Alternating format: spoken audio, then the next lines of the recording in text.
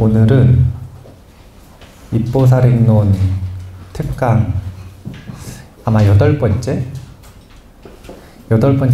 시간인 것 같아요. 오늘은 정진바람일에 대한 내용입니다. 그래서 사실 산청 송덕사에서 한동안 정진수업이라고 하는 주제로 다뤘었던 주제이기 때문에 물론 안 보신 분들 많겠지만 이제 어느 정도 보셨다는 전제에서 오늘은 7장 전체의 내용을 좀 조망하는 그런 시간을 가지도록 하겠습니다. 그러니까 아신다는 전제에서 조금 빠르게 내용을 정리하는 시간을 가질 거니까 그렇게 하세요. 이 정진이라고 하는 게 왜 중요한가? 정말 단순한 건데요. 생명 있는 존재는 누구나 욕구가 있어요. 누구나 욕구가 있어요. 그걸 공통의 언어로 하면 이고등락이라고 하고요. 개별적인 언어로 하면 다 다르죠. 무엇이 이고등락의 내용인지 사람마다 다 다르기 때문에, 원하는 게 전부 다르기 때문에. 그런데 정말 단순하게 원하는 것이 성취되는지 성취되지 않는지로 구분이 되거든요. 정진이라고 하는 주제는 정말 중요한 주제예요. 왜냐하면 올바로 노력하는 방법을 모르면 원하는 건 있는데 그 원하는 걸 성취할지 못할지를 결정하게 되고, 그리고 성취할지 못할지는 결과잖아요. 그 중간 과정에 올바른 마음으로 건강하게 자신의 욕구를 가질지, 아니면 자기의 마음이 인과에 전혀 맞지 않는 도둑놈 심보로 가득 찰지. 올바른 노력의 방법을 배우지 않으면 성취 못하는 것뿐만이 아니라 중간 과정에는 도둑놈이 돼요. 그래서 올바른 노력의 방법을 배우는 것은 너무너무 중요한 거예요. 오늘 5가지 주제를 가지고 이야기를 할 거예요. 정진에 대한. 첫 번째가 정진이란 무엇인지에 대해, 정진의 본질에 대해서 1번으로 얘기를 할 거고요. 두 번째는 입보살행론이니까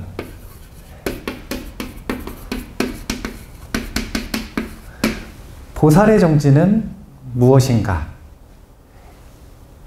앞에서 정진이라는 이야기가 총체적인 얘기라면 개별적으로 보살이라고 하는 특별한 존재는 어떤 정진을 하는가? 이것에 대한 게 두 번째. 세 번째도 아주 중요한데요. 정진의 방해물. 정진에는 4가지 방해물이 있다라고 샨티데바 보살은 이야기를 하거든요. 그래서 정진의 방해물이 무엇인지를 살펴보고, 또 방해물이 있으면 정진에는 조력자가 있습니다. 정진을 돕는 4가지가 있다고 얘기해요. 그래서 4가지 방해물은 어떻게 하면 해결할지, 4가지 조력자는 어떻게 하면 키워내고 함께 있을지를 고민해 봐야 되는 거예요. 그래서 결론적으로 올바른 정진이 무엇인가?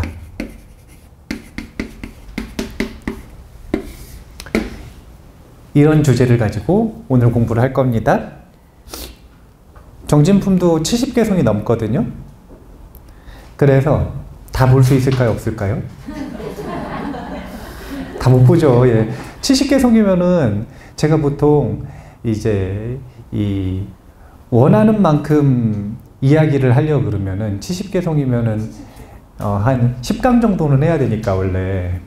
근데 빠르게 넘어가야 되니까 결론부터 못하고 넘어갈 가능성이 높거든요.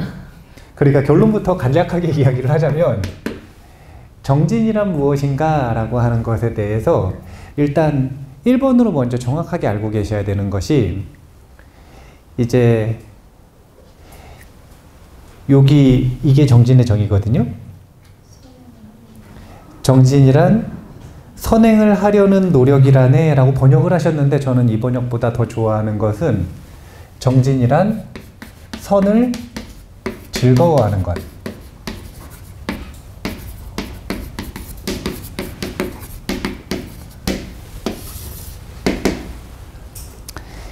이제 입보살행론은 앞부분에서는 원보리심을 일으키고 칠지공양을 통해서 행보리심을 일으키는 과정을 1장, 2장, 3장에서 하지 않습니까? 행보리심을 일으키고 나면 그 다음에 육바라밀을 실천하는데 그 육바라밀이 전부 마음의 문제로서 논은하고 있는 입장인 거죠. 보살에게는 마음의 일이 있는데, 갈고 닦아야 되는 마음의 일이 있는데 그 내용이 이제 육바라밀로 설명을 하는 거예요. 그래서 정진이라고 하는 것도 결국은 마음을 어떻게 길들이느냐, 이것의 문제인데 정진의 핵심은 선을 즐거워할 줄 알아야 된다는 거예요. 사실은 이게 정진의 본질이에요. 선을 즐거워하는 사람은 누가 시키지 않아도 정진을 해요. 선을 즐거워하지 않는 사람은 정진이 힘들어. 의지력을 발휘해야 돼요. 정진이 낯설고 정진을 하려고 그러면 애를 써야 돼요. 그래서 정진은 선과 후가 있는 거예요. 이 선을 즐거워할 만큼 마음을 길들이기 전과 선을 즐거워하는 마음을 준비한 후가 다르다. 그래서 정진이라고 하는 것은 선을 즐거워하는 마음에서 시작된다라고 이야기를 하는데 지금 이왕 저걸 봤으니까 개성을 좀 보고 이야기를 하죠. 자, 한번 같이 읽어볼게요. 7-1번입니다. 이와 같이 인욕을 수행하는 이는 정진을 시작해야 하리니 깨달음은 정진에 달려있기 때문이며 바람이 없으면 움직임도 없는 것처럼 정진이 없으면 복덕도 생기지 않는다네. 자, 7-2번의 첫 줄만 읽어볼까요? 정진이란 선행을 하려는 노력이라네. 자, 7-1번은 정진의 필요성이에요. 바람이 없으면 움직임도 없는 것처럼 정진이 없으면 복덕도 생기지 않는다네. 7-1번을 딱 보면 무슨 생각이 드셔야 되냐면 우리가 언젠가 배우겠죠. 대승기신론이라고 하는 경전이 있는데 이 경전에는 중생심을 대승이라고 표현을 합니다. 대승 할 때 그 승자는 탈 것이에요. 탈 것. 그럼 뭐가 생각이 나나요? 정지? 그래도 말 안 나오니까 다행이네요.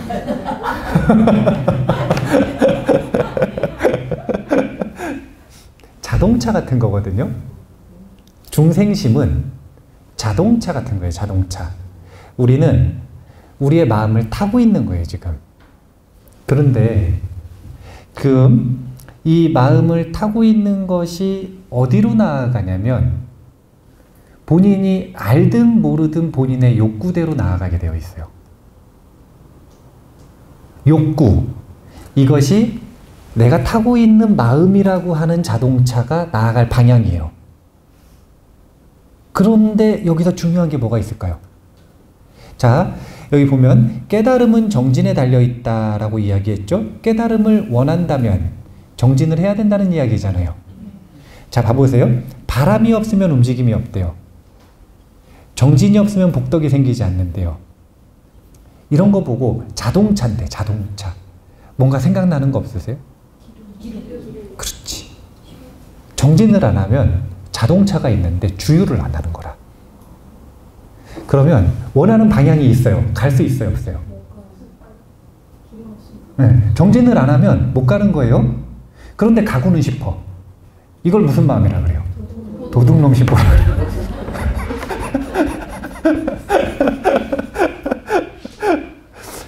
세상에 원하는 마음이 커지는데 이루어지는 게 어디 있어요? 물론 그 중간에 생략된 말이 있겠죠. 원하는 마음이 커지면 그 원하는 마음이 넘쳐 흘러서 정진을 하게 되어 있어요. 그래서 이루어지는 거예요. 그런데 그 중간 과정을 생략해 놨더니 그 중간 과정을 캐치하지 못하는 사람들은 그 말을 근거로 도둑놈 심보를 키우는 거라. 세상에 희망 가지고 이루어지는 일은 없어요. 그거는 아이들 판타지 영화, 동화에서 말하는 이야기고 원하는 마음으로 이루어지는 게 아니라 정진을 통해서 이루어지는 거예요. 그래서 정진은 뭐와 같은 거냐면 욕구는 방향이라고 했습니다. 마음은 탈 것이에요. 이 탈 것이 원하는 방향이 생겼으면 정진을 해서 기름을 넣어야 원하는 방향으로 나아갈 수 있는 것이다. 그래서 정진 그러면은 딱 뭐를 떠올리셔야 되냐면 주유소. 자동차를 타고 다녀보시면 항상 주유소를 염두에 두지 않습니까? 주유소를 딱 염두에 둬야 돼요. 기름 안 넣으면 멈추거든요. 큰일 나는 거예요. 감당이 안 돼요. 자동차 괜히 큰 거 가지고 다니다가 감당이 안 돼요. 제가 전기 자전거를 타고 제주도를 일주를 하는데 죽을 뻔했어요. 괜히 전기 자전거를 가지고 가가지고. 전기 자전거는 27kg라. 배터리 무게 때문에 무게가 27kg예요. 27kg. 그런데 제주도가 일주를 한 바퀴 하는데 360km 정도 되는데 근데 한 번 충전하면 한 60km 정도 타거든요. 그러면 일정을 조금만 잘못 맞추면 그날 60km 이후부터는 들고 다녀야 돼요. 27km를. 그때 너무 부럽더라고요. 전기 안 쓰는 자전거 타시는 분들이. 정진이 없으면 내 꿈과 목표와 욕구는 짐이 되는 거예요. 왜? 내 꿈과 목표와 욕구가 부담스럽느냐, 내가. 그건 정진을 안 하기 때문에 그러는 거예요. 이 비밀을 분명하게 기억을 하시려면 영광기억으로 정진은 주유소 가는 거다. 이걸 일단 기억을 하시고 그래서 정진이 무엇인지 정의를 조금 더 해볼게요. 정진이란 무엇인지 본질은 이런데 선을 즐거워하기 위해서 뭘 해야 되느냐 이것도 중요한 거거든요. 이거를 초기 불교에서는 세 가지 단어로 정진을 표현합니다. 첫 번째는 팔정도에서는 무슨 정진이라 그러냐면은 정정진이라 그래요. 이게 부처님께서 말씀하시는 정진의 기본이라. 여기서 말하는 정은 정견 플러스 정진이라는 뜻이에요. 올바른 견해를 가지고 정진하지 않으면 노력은 배신해요, 배신하지 않아요? 배신하죠. 사실은 배신하지 않았어요. 잘못된 견해를 가지고 노력을 해서 잘못된 곳에 데려다 준 거라. 그러니까 배신하지 않은 거죠. 원하는 곳에 데려다 줬으니까. 올바른 견해를 가지고 정진을 하지 않으면 배신당한 것처럼 느낄 수는 있어요. 그때까지도 계속 어리석은 거죠. 정견이 없는 거예요. 본인이 원한 곳이 잘못됐다. 원한 방법이 잘못됐다. 견해가 잘못됐다는 걸 아직도 눈치를 못 챈 거니까. 정정진, 이게 1번으로 정진을 표현하는 말입니다. 그러면 정정진의 구체적인 내용이 무엇이냐? 사정근이라고 합니다. 사정근은 뭐 단단, 유리단, 무슨 단, 무슨 단 뭐 이렇게 돼 있는데 그냥 네 가지인데 이미 일어난 악습이 있으면 이건 어떻게 해야 돼요? 그래요. 끊어야 돼요. 멈춰야 되고 참아야 되고 뭐 이렇게 막 다 나왔어요. 자, 이미 일어난 선이 있으면 이건 어떻게 해야 되죠? 보호해줘야 돼요. 왜냐하면 선의 힘은 너무 미약하기 때문에 일어났다 끊어져 버려요. 가만히 내비두면. 보호해줘야 돼요. 아직 일어나지 않은 악이 있죠. 이건 못 일어나게 해야 돼요. 아예 일어나지 못하게 해야 돼요. 방법이 있어요. 이야기했던 것처럼 아직 일어나지 않은 악습을 도와주는 세력들이 있거든요. 그럼 그 조건을 차단하면 아직 일어나지 않은 악은 일어나지 않는 겁니다. 마찬가지로 아직 일어나지 않은 선이 있어요. 이것은 최선을 다해서 일어나게 해야겠죠. 이게 정진의 전부예요. 그러니까 정진이라고 하는 건 첫 번째, 선과 악을 구분할 줄 알아야 되죠. 이게 정견이에요. 그리고 그걸 알았다면 악은 하지 않기 위해, 선은 하기 위해 노력해야 되는 거예요. 그래서 제가 이 정정진에 대해서 이야기를 할 때 두 가지 기술로 요약해서 자주 얘기한단 말이에요. 젊은이들하고 이야기할 때는 불교 용어 다 빼고 아주 단순한 마음의 일로 설명을 할 때 이렇게 얘기하죠. 두 가지만 기술을 익히면 우리는 삶을 변화시킬 수 있다. 원하는 대로. 첫 번째는 해야 할 것과 하지 말아야 할 것을 구분해야 한다. 이게 정견이죠. 두 번째는 해야 할 것은 하고 하지 말아야 할 것은 그만둘 줄 알아야 한다. 이게 사실은 마음을 다루는 사띠의 일이에요. 지혜의 기술과 사띠의 기술. 이 두 가지만 있으면 자신의 삶을 바꿀 수 있습니다.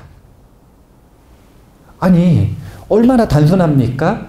밤에 잠이 안 와요. 불면증이라. 불면증이 급성은 괜찮아, 급성은. 단기적으로 불면증은 괜찮아요. 만성화되면은 큰일 난 거예요, 이제. 그거 빨리 해결 못 하시면 치매 확률이 이제 쭉쭉쭉쭉쭉 올라가요. 왜냐면 두뇌가 계속 망가지기 때문에. 큰일 나는 겁니다. 빨리 해결을 해야 돼요. 근데 해결하는 방법은 정말 단순하죠. 어떻게 하면 되냐면 해야 할 것과 하지 말아야 할 것을 구분하고, 그러면 밤에 잠이 안 오면은 보통 잠 안 오는데 뭐 하고 있어요? 네? 뭘 한다고요? 유튜브 봐서 잠 안 오는 거 아니에요? 아, 좋은 방법이 있는데 제 유튜브를 보면 잠이 잘 온다고 하더라고요. 특히 강의 중에서도 뭐 불교학개론이나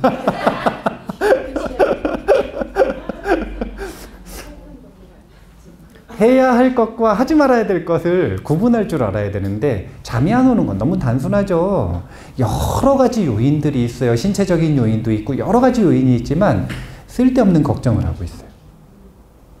그러면 지금 이거는 해야 되는 거예요? 하지 말아야 되는 거예요? 하지 말아야 되는 거죠. 이걸 구분할 줄은 알잖아요. 근데 뭐가 문제냐면 거기에서 주의력을 뗄 줄 모르는 거라. 사실은 생각에서 주의력을 떼기만 하면 생각은 멈춰요. 근데 그 기술이 없는 거예요. 아니, 이상하지 않습니까? 요 두뇌는 내 두뇌라 그래요? 남의 두뇌라 그래요? 내 거라 그러잖아요. 마음은 내 마음이에요? 남의 마음이에요?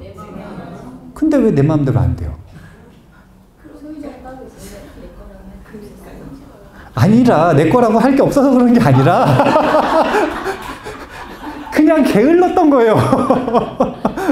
그냥 게으른 거라. 뭐가 게으르냐면 내 몸과 마음을 쓰는 방법을 배우고 훈련을 해야 되는데 우리가 냉장고 하나를 사고 에어컨 하나를 사도 사용설명서를 쫙 보지 않습니까? 그리고 보고 나서 한 번씩 실습을 해보잖아요. 안 해봐요? 안 해보니까 어떻게 되냐면 사놓고 키고 끄는 것밖에 못하는 거라. 아니 우리도 이 몸과 마음을 켜고 끄는 건 할 줄 알죠. 근데 그거보다 더 고급 기능으로 들어갔을 때 못 쓰는 거잖아요.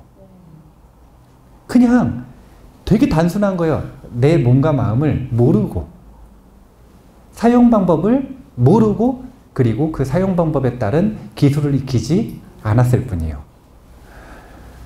이 두 가지 기술이 전부예요. 해야 할 것과 하지 말아야 할 것을 구분하고 해야 할 건 하고 하지 말아야 할 건 끊는 것. 삿띠로 말하면 해야 할 것에는 삿띠를 두고 하지 말아야 할 것에서는 삿띠를 떼고 끝. 기본 명상 해야겠어요? 안 해야겠어요? 해야겠죠. 아랫배에도 삿띠를 마음대로 못 두는데 원하는데 삿띠가 더 지겠냐 이거예요.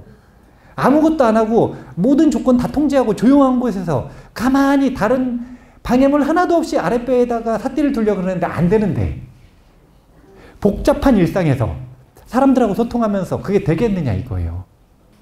기본 명상을 해야 되는 이유는 정말 단순한 거예요. 두 가지 기술 중에 해야 할 것을 하고 하지 말아야 될 것을 안 하기 위해서. 자, 세 번째는 이게 제일 중요해요. 불방일 정진이라고 합니다.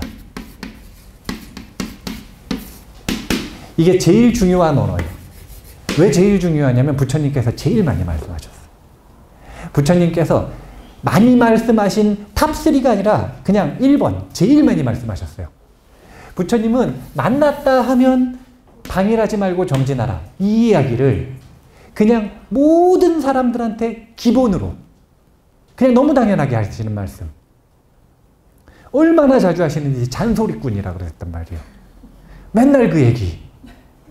맨날 그 얘기. 못하니까. 못하니까. 불방일 정진. 이거는 불방일이 뭐냐면 삿띠예요. 그래서 정념과 정진이 합쳐져 있는 게 불방일 정진입니다. 이게 초기 불교의 정진에 대한 용어들이에요. 그런데 이런 용어들은 아무리 봐도 그래서 결국은 정진을 어떤 마음가짐으로 해나갈 것인가 라고 하는 것에 대한 이야기를 하는 거고 이것의 본질은요 결국은 선을 즐거워하는 마음이다. 자, 보살의 정진으로 넘어가기 전에 또 개성을 좀 더 보죠. 앞뒤로 좀 왔다 갔다 하면서 보죠. 자, 여기 보면은 불정진이 나와요. 7-2번에. 그 반대는 여기 있죠. 한번 같이 읽어볼까요? 그 반대는 게으른 것과 나쁜 행에 집착하는 것, 낙담과 자기 자신을 경멸하는 것이라네. 이제 입보살행론 공부하시는 방법에 대해서 제가 다시 한 번 또 설명을 할게요. 제가 다른 번역본이 많은데 입보살행론을 고른 건 우리 은사스님이 번역해서 그러신 게 아니라 그것 때문이 아니라 요 목차가 포함되어 있어서 그러는 거예요.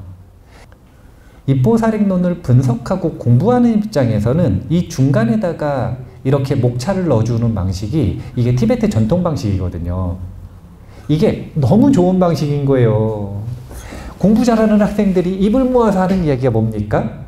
목차를 공부해야 된대요? 공부 안 해도 된대요? 공부를 해야 되잖아요.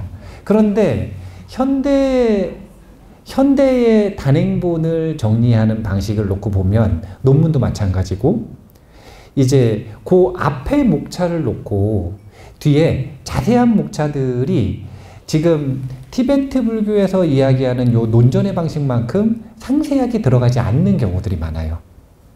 이렇게 해놓으면은 문장이 아름답지도 않고 또 깔끔하게 정리가 안 되거든요. 하지만 공부하는 사람 입장에서는 지금 이 얘기가 어떤 의미인지를 분명하게 보여주기 때문에 이 목차를 보셔야 돼요.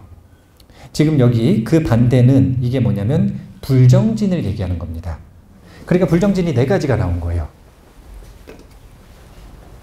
정진의 방해물이 4가지가 나왔다. 불정진이라고 표현을 해서 첫 번째가 뭐냐면 게으른 것이라 그랬는데 이게 뭐냐면 나태예요. 신과 함께 보셨죠? 나태지옥 갑니다. 아니 그 신과 함께 보고서 나태지옥을 제일 무서워하더라고요. 나는 큰일 났다. 나태지옥 가게 생겼다. 여러 가지 지옥 중에 요 나태. 그 다음이 뭐냐면 나쁜 행위에 집착하는 것인데 이게 뭐냐면 악습에 대한 집착이에요.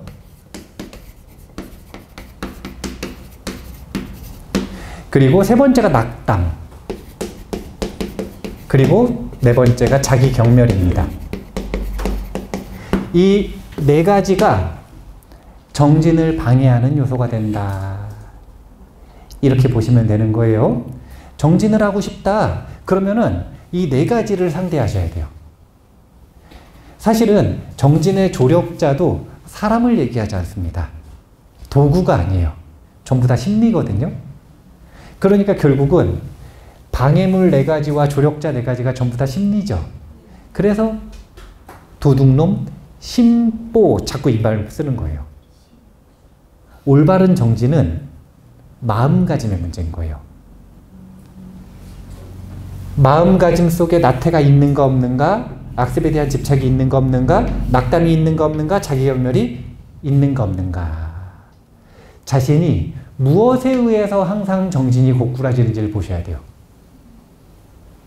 사람마다 유형이 있어요. 그냥 게으른 사람이 있어. 그냥 게으른 사람이 있어요. 이런 사람들은 나태 유형. 악습에 대한 집착이 이게 뭐냐면 이게 도대체 뭐가 문제냐, 악습에 대한 집착이. 이게 뭘 불러오냐면 시간 낭비를 불러와요. 시간 낭비. 생각해 보세요. 정진은 마음의 입장에서 볼 때는 선을 즐거워하는 마음이라 그랬는데 마음 말고 행동의 입장에서는 본질이 뭘까요? 아니, 선을 즐거워하는 건 마음이잖아요. 그거 말고 행동, 신구의 삼업 중에 행동의 입장에서는 정진의 본질이 뭘까요? 반복이에요. 반복. 그런데 그 반복을 하려면 뭐가 필요해요? 시간이 필요하죠. 악습에 대한 집착이 무서운 이유는 정진을 할 시간이 없게 만들어요. 시간 낭비에 집착하고 있기 때문에 정진을 하자 그러면 뭐라 그러면 시간이 없대요. 굉장히 간곡해요. 합리적인 이유가 있어요. 악습에 대한 집착에 아주 합리적인 이유가 있어요. 그러고서 자기는 시간이 없대요. 제가 정진을 안 하는 사람한테 도둑놈 심보라고 얘기하는 게 절대 아닙니다. 정진은 안 하는데 원하는 게 있고 점점 많아지는 사람. 그러니까 이거 일단 구분해 보실까요? 부처님은 욕구를 끊으라 그랬나요? 탐욕을 끊으라 그랬나요? 욕구를 끊으면 큰일 나요. 욕구를 끊는 건 죽으라는 얘기라. 아까도 이야기했지만 생명 있는 존재는 누구나 욕구가 있습니다. 욕구가 없으면 한 발자국도 나아갈 수가 없어요. 욕구는 방향이라고 했기 때문에.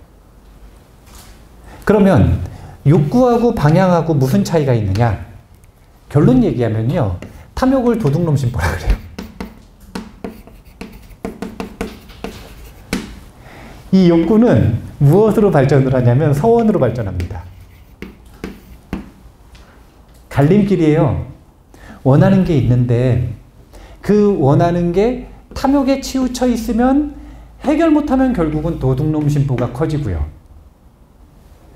원하는 것이 욕구에 가까워져 있으면 조금 더 갈고 닦으면 서원이 되는 거예요. 이 차이가 뭐냐? 아주 단순해요. 여기에 정견이 있느냐 없느냐인데 이 정견 중에서도 인과에 걸맞는가 걸맞지 않은가. 이걸 놓고 보면 돼요. 자, 인과에 걸맞지 않다라고 얘기하는 건 무엇인가? 공부는 하기 싫어요. 근데 학교는 어디 가고 싶어요? 서울대를 가고 싶어요. 이런 거는 탐욕의 욕구예요? 탐욕이죠. 이유는 큰 걸 바래서 그런 게 아니라니까요. 그게 아니라 인과에 맞지 않기 때문에. 인과에 맞지 않으면 뭐를 점점 증폭시키냐면 어리석음을 점점 증폭시켜요. 이 욕구는 가지고 있으면 가지고 있을수록 점점 어리석어져요. 그래서 탐욕을 부처님께서는 절제하고 조절해야 된다라고 이야기를 하시는 거예요. 허무맹랑한 욕구, 인과에 맞지 않는. 사람들이 좋은 집을 사고 싶어요. 나쁜가요? 좋아요. 나쁜 게 아니라니까요. 도둑놈 심보가 아니에요. 그에 걸맞은 노력을 한다면. 인과에 맞으니까. 근데 걸맞은 노력을 하지 않으면 그걸 보고 도둑놈 심보라고 하는 거예요. 탐욕. 아니, 원하는 게 있고 원하는 게 광대하고 원하는 게 큰 게 뭐가 문제냐 이거예요. 세상에 꿈이 커가지고 그게 도둑놈 심보면 보살들이 제일 도둑놈이라. 꿈이 제일 크잖아요. 일체중생을 구하겠대요.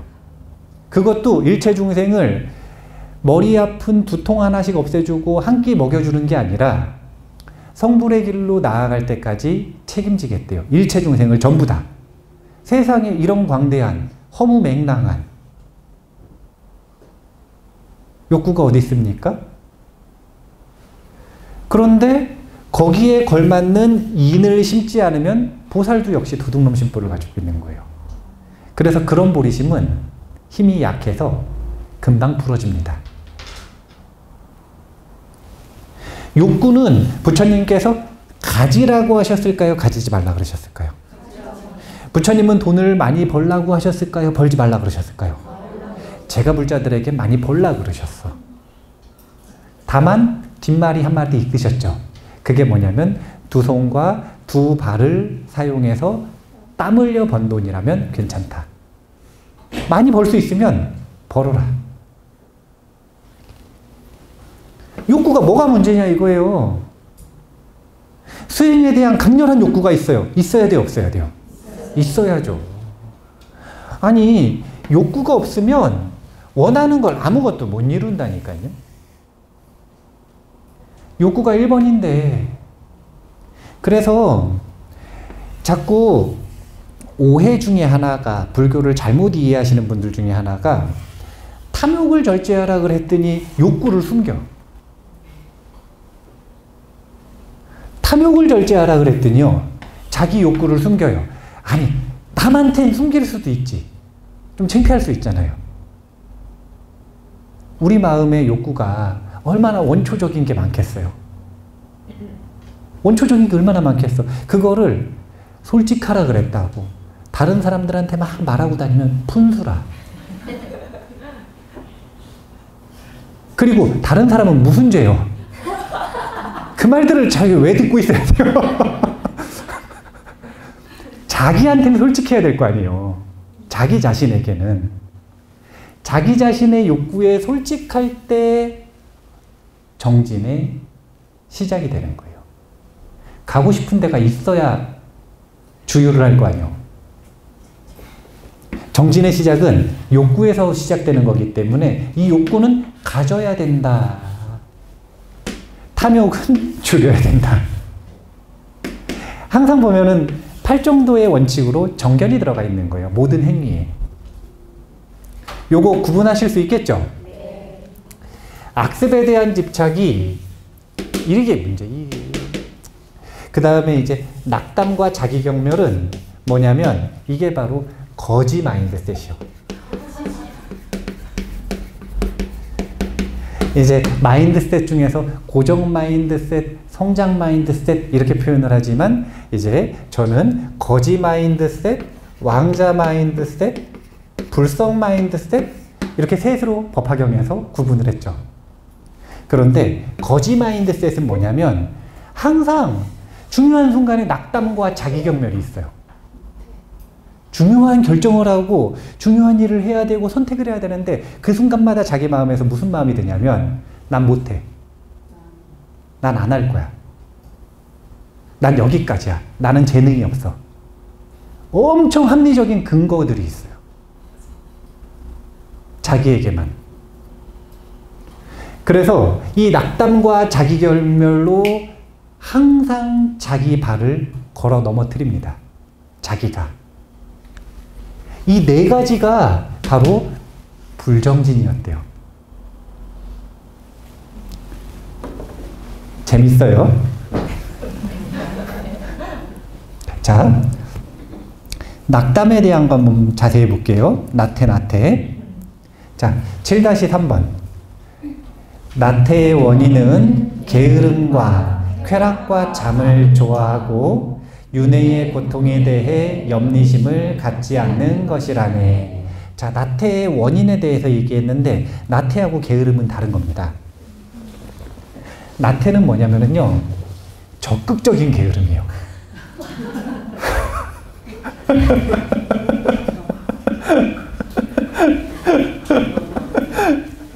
그러니까 생각을 해보세요. 뭘 해야 돼? 우리 매일 해야 되는 게 뭐가 있죠? 씻는 거요. 밥 먹기. 아, 그래요. 밥 먹고 씻는 거.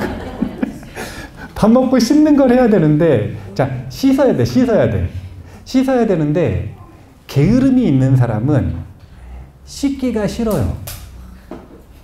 왜냐면, 게으름이 습관화된 태도가 되어 있기 때문에, 뭘 하려고 그러면 그 게으름이 항상 나를 이렇게 못하게 이렇게 붙잡아 내리는 거예요.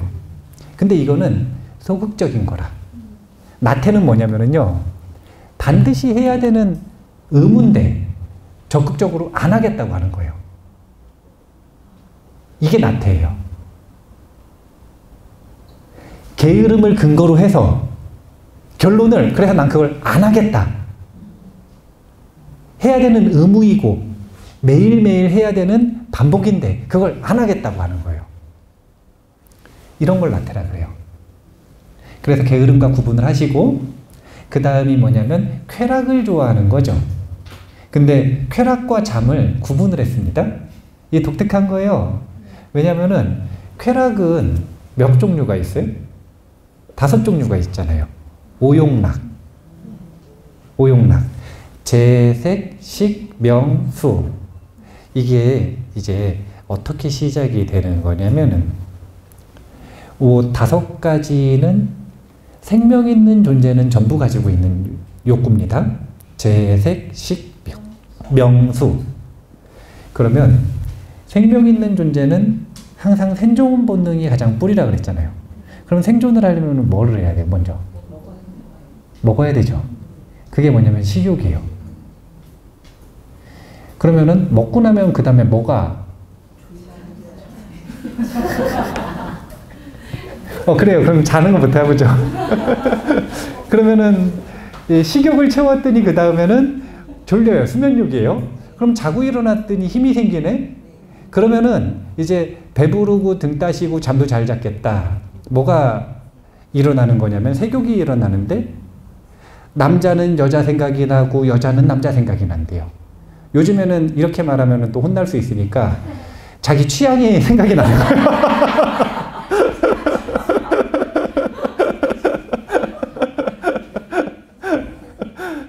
이게 뭐냐면 세교육이에요.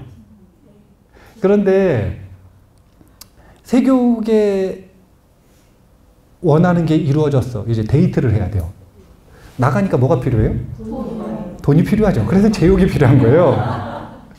그래가지고 돈을 열심히 벌었는데 사람들이 무시를 해. 돈만 있다고. 그럼 뭐가 필요해요? 어떤 방법으로든 명예가 필요한 거예요. 그게 자기가 잘하는 무엇이든, 뭐 정치적인 것이든 아니면은 관계에서든 무엇이든 어떻게든 경쟁에서 이기든 무슨 방법으로도 명예를 얻고 싶어 하는 거예요. 이게 5가지 욕망이 발전하는 순서입니다. 근데 거기에 원래 뭐가 들어가 있어요? 잠, 수면욕이 들어가 있죠.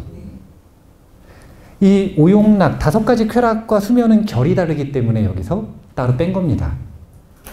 오용락 중에서도 잠은 정진에 특히 방해가 된다 그래서 뽑은 거예요. 그러니까 부처님이 잠도 자지 말고 정진해라 이렇게 얘기하셨을까요? 물론 선사들은 그런 얘기해요. 죽으면 계속 잘 건데, 죽으면 썩을 몸뚱이, 죽으면 계속 누워있을 건데 뭘 그렇게 잠에 집착하는가, 이런 말씀을 하시기는 해요. 근데 숙면을 취하지 말라는 게 아닙니다. 숙면을 취하지 말라는 게 아니라 수면에 대한 최소한의 필요한 건강한 만큼 취하고 나서도 그냥 수면 자체가 즐거운 사람이 있어요. 이걸 지금 경계하는 거예요. 이거. 수면 자체를 그냥 즐거워하는 사람이 있어요. 그리고 집착하는 사람. 그게 너무너무 즐거운 사람. 아니 진짜 그런 사람이 있대요. 한 번 자면 12시간 동안 안 일어나요.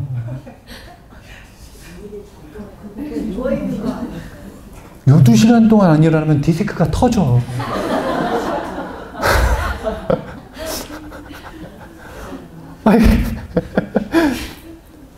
그런데 잠에 취하고 잠에 집착하는 건 뭐가 문제냐면, 잠을 자면 뭐가 사라져요? 지성이 사라지죠. 이게 문제인 거예요. 이게. 잠을 잘 때는 지성의 작용이 가장 축소가 됩니다. 본능과 욕구가 날뛰는 시간이에요. 그래서 꿈꿀 때는 사람도 죽여요, 안 죽여요? 죽여요. 사람 죽이는 꿈 좋은 꿈이요. 좋은 꿈이에요. 뭔가 해결하는 꿈이기 때문에. 그래서 저는 이제 사람 죽이는 꿈 꾸면은 그날은 축하할 일이죠. 뭔가 해결되거나 아니면 발전하는 꿈이거든요. 자기 자신의 무엇인가를 죽이는 거예요. 꿈속에서는 별걸 다 하잖아요. 아니 왜 아닌 척을 하셔? 아니 별거 다 하면서 별거 다 하는 걸 모르시나 혹시?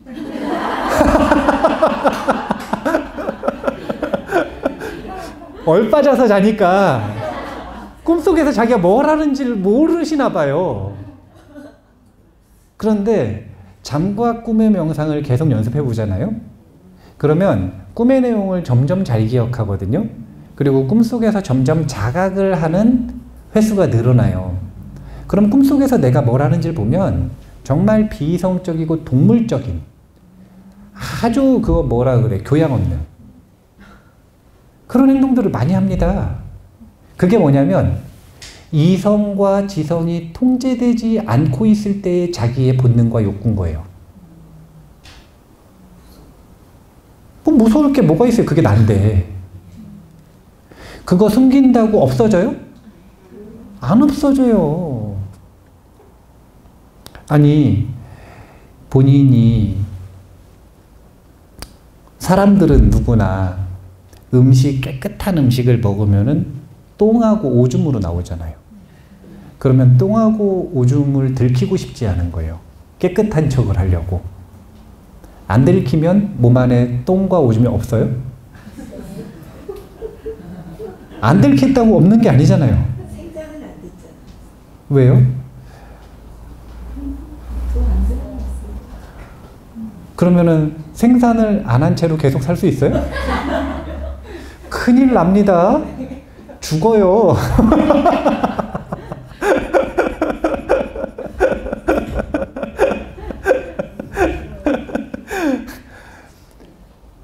봐야 해결을 하는 거예요.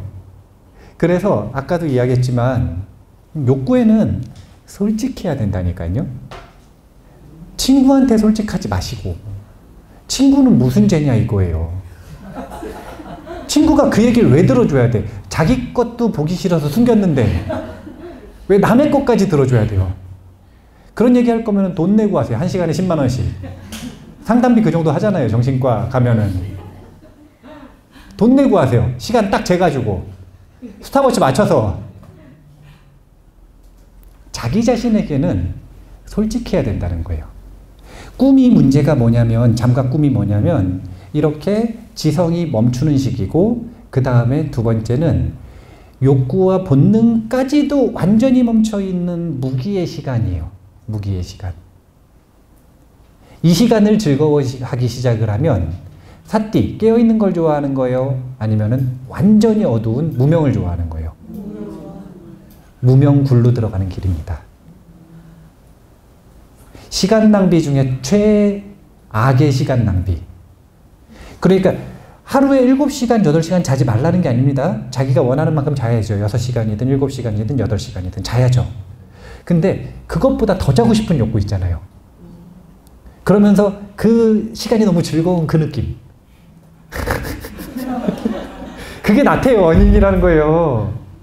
자, 봐보세요. 게으름, 쾌락, 잠 이런 것들이 전부 다 사실은 윤회의 고통에 대해서 염리심을 갖지 않는 것까지 전부 다 뭐냐면 시간 낭비에 대한 이야기라는 거예요. 나태의 원인은 전부 다 시간 낭비를 돕는 것들이에요. 우리가 왜 정진하지 않고 정진을 거부하는 나태의 마음을 일으키느냐? 그것은 다른 것 때문이 아니라 시간 낭비를 그렇게 좋아하는 거예요. 제가 시간 계산을 해봤다니까요. 심리학자들이 하루에 95%가 무의식의 시간이라고 얘기하잖아요. 무의식적인 선택을 하는 시간. 태엽을 감아놓은, 업의 태엽을 감아놓은 인형처럼 아무런 생각도 안 하고 판단도 안 하고 그냥 자동으로 습관대로 업대로 행동하고 살아가는 시간이 95%래요. 그러면은 이 시간은 잠자는 시간 제외하고라고 치면 잠자는 시간 8시간 뺐죠? 자, 16시간 중에 95%가 무의식적인 시간이라고 하면 그러면은 5%만 우리 그 시간 아닙니까? 그러면은 이 5% 제가 몇 분인지 계산해 보니까 48분인가 나오더라고요. 24시간 중에 자, 하루 8시간 자는데 잠과 꿈에서 깨어 있으신 분 있을 수 있잖아요. 고수가 있을 수 있잖아요. 항상 어디든. 그래서 물어봐야 돼요. 잠과 꿈에서 깨어 있으신 분. 나는 잠자는데도 항상 자각이 유지가 되고 꿈속에서도 항상 자각이 유지가 되고. 그럼 없으시면은 다 이거 100%라고 그럴게요. 그러면 24시간 중에 48분만 의식적인 시간인데 이때 하는 선택조차도 뭐라는 거냐면 시간 낭비를 선택하는 거예요. 취향이 그렇잖아요. 이때 나태에 사로잡혀 있으면 이때 선택을 해서 나머지 시간에 습관대로 자동화 시스템을 돌리는 건데 자꾸 뭘 선택하는 거냐면 불정진을 선택하는 거죠. 우리가 정진할 수 없는 이유가 이것 때문이에요. 우리가 정진하자 그러면 시간이 없다고 하는 이유가 이것 때문이라니까요. 그런데 꿈은 커. 아니, 저는 정진 안 하는 걸 뭐라고 하는 게 아니라니까요. 정진을 안 하면 원하는 걸 줄이세요. 지혜롭잖아요. 돈이 없으면 많이 사야 돼요? 적게 사야 돼요? 이것처럼 정진을 안 했으면 원하는 걸 줄이시면 돼. 그러면 도둑놈 심보는 커지지 않는다. 정진을 안 했기 때문에 원하는 걸 성취하지 못하지만 지혜롭잖아요. 그런데 정진은 안 해요. 꿈은 커요. 이러면 도둑놈 심보가 커지잖아요. 점점 부풀어 오르면 부풀어 오를수록 꿈은 더 커지는데 정진은 더 안 해요. 점점. 이게 도둑놈 심보의 특징이라. 왜냐하면 도둑놈 심보는 인과에 안 맞으니까 이루어져요, 안 이루어져요? 그럼 화가 나요, 안 나요? 화나는데 또 시간을 써. 어리석은데 시간을 쓰고 화나는데 시간을 쓰고 탐욕을 하는데 시간을 써요. 시간 낭비할 일들을 계속 만들어요. 불정진의 세력이 점점 커지는 거예요. 조금만 더 볼까요? 그래서 나태 어떻게 해결을 하는가? 죽음의 고통을 사유한다.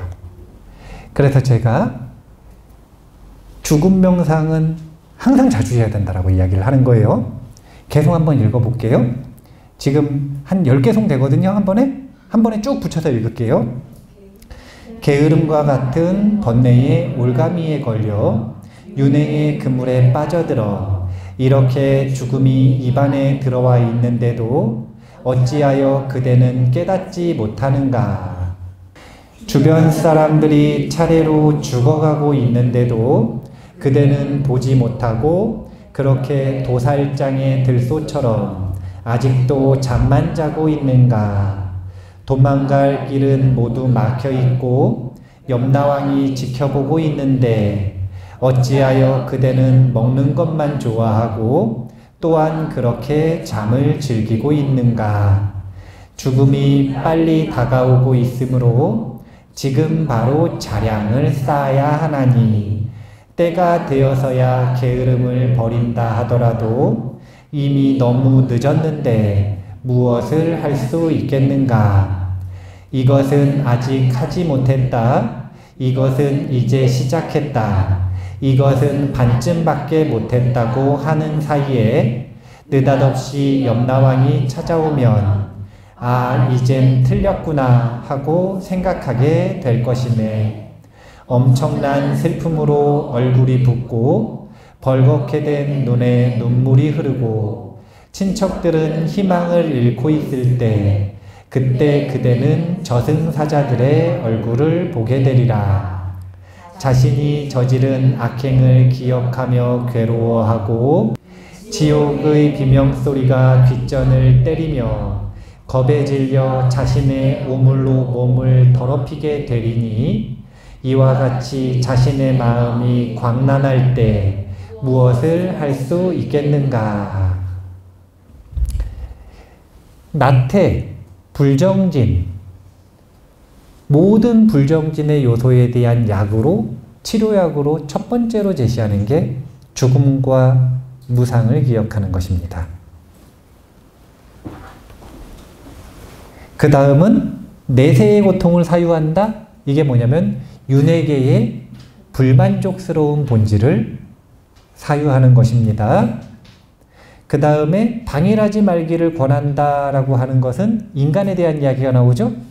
인간 삶의 희유하고 소중한 여가와 기회를 이야기하는 것입니다. 그리고 이 모든 것들을 설명하는 방식은 카르마의 법칙을 이야기하고 있어요. 제가 4가지 정사유는 끊임없이 반복해야 된다라고 이야기를 했죠. 인간 삶의 희유하고 소중한 여가와 기회, 죽음과 무상, 카르마의 법칙, 윤회계의 불만족스러운 본질. 이 4가지는 수행을 시작할 때부터 수행을 완성할 때까지 항상 반복해서 사유해보고, 사유를 잘 못하겠으면 글 써보고, 글 읽어보고, 배워보고, 끊임없이 자기 마음에 선한 습을 길들여야 되는 주제 되는 겁니다. 이것이 정진을 반대하는 불정진을 치료하는 약이랍니다. 자, 죽음의 염라왕에 대한 이야기를 잠깐 하고 벌써 시간이 다 됐어요. 3시요. 그래서 첫 번째 시간을 정리를 해볼게요. 요걸 기억을 해보죠. 쓸데가 없네요. 자, 정진의 방해물은 불정진이라. 그러면은 이 불정진이 그러니까 뭘 키우는 거였어요? 도둑놈심보. 우리가 도둑놈심보 그러는데 그 도둑놈심보를 돕는 근본이 뭔지 발견한 거예요. 왜 도대체 내가 도둑놈심보를 가지고 있었는가? 그거는 나태와 악습에 대한 집착과 낙담과 자기경멸 이런 걸 근거로 삼아가지고 도둑놈심보를 점점 키워나가는 것이다. 이 도둑놈심보에서 벗어나고 싶다면 치료약이 4가지 약이 있다는 거예요. 사유로서 해결할 수 있는 건. 그게 인간 삶에 대한 것, 죽음과 무상, 윤회계의 불만족스러운 본질, 그리고 카르마의 법칙. 이 네 가지만 잘 사유를 하셔도요, 우리가 정진을 안 할 수가 없어요. 부처님께서 도대체 왜 생, 노, 병, 사를 고통이라고 하셨는가? 노, 병, 사는 이해가 되시죠? 제가 노, 병, 사의 본질이 무엇인지 알려드렸잖아요. 상실, 빼앗기는 것이거든요. 고통스럽죠. 그런데 생은 아니잖아요. 생은 아니잖아요. 그런데 생명의 흐름에 갇혀있는 중생들은 태어나는 순간 사실은 뭘 하는 거냐면 죽음을 향해 나아가는 거예요. 그리고 시한부예요. 죽음을 향해 나아가는 시한부의 삶이 고통이 아닐 수가 없는 거죠. 우리는 시한부라는 걸 잊지 말아야 됩니다. 우리는 시한부예요. 영원히 살 것처럼 나태하게 악습에 집착하면서 못하겠다고 우기면서, 그런데 또 꿈은 커요. 이런 불정진의 태도를 이제는 그만해야 된다. 오늘 이 이야기의 첫 번째를 한 거고요. 다음 시간에는 그래서 보살의 정진이 무엇인가에서부터 정진의 조력자와 올바른 정진까지 한번 나머지 개성들을 보면서 공부해 보도록 하겠습니다. 자, 첫 번째 시간 마무리하겠습니다. 감사합니다.